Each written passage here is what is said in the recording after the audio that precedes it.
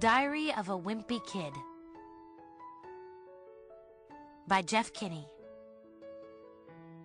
Narrated by Ramon de Ocampo. November. Thursday. Well, I found out today that the kind of wrestling Mr. Underwood is teaching is completely different from the kind they do on TV. First of all, we have to wear these things called singlets, which look like those bathing suits they used to wear in the 1800s. And second of all, there are no pile drivers or hitting people over the heads with chairs or anything like that. There's not even a ring with ropes around it. It's just basically a sweaty mat that smells like it's never been washed before.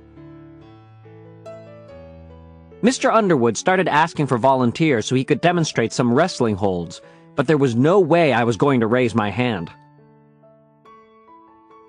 Me and Rowley tried to hide out in the back of the gym near the curtain, but that's where the girls were doing their gymnastics unit. We got out of there in a hurry, and we went back to where the rest of the guys were. Mr. Underwood singled me out, probably because I'm the lightest kid in the class, and he could toss me around without straining himself. He showed everybody how to do all these things called a half Nelson, and a reversal, and a takedown, and stuff like that. When he was doing this one move called the fireman's carry, I felt a breeze down below, and I could tell my singlet wasn't doing a good job keeping me covered up. That's when I thanked my lucky stars the girls were on the other side of the gym. Mr. Underwood divided us up into weight groups. I was pretty happy about that at first, because it meant I wasn't going to have to wrestle kids like Benny Wells, who can bench press 250 pounds. But then I found out who I did have to wrestle, and I would have traded for Benny Wells in a heartbeat. Fregley was the only kid light enough to be in my weight class, and apparently, Fregley was paying attention when Mr. Underwood was giving instructions, because he pinned me every which way you could imagine. I spent my 7th period getting way more familiar with Fregley than I ever wanted to be. November. Tuesday.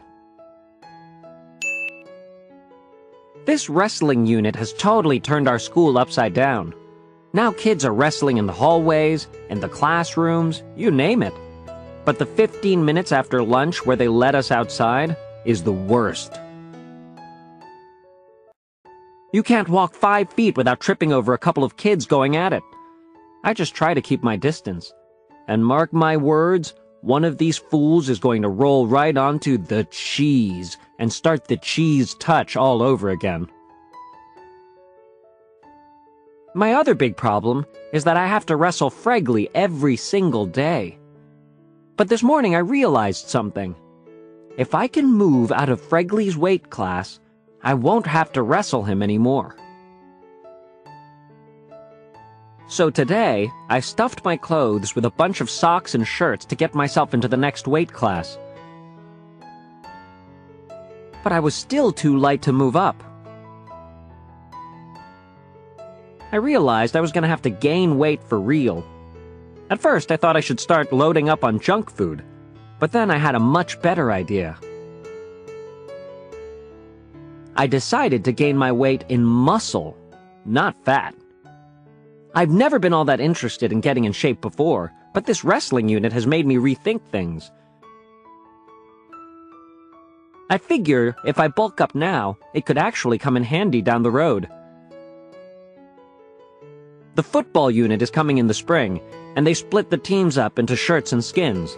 And I always get put on skins.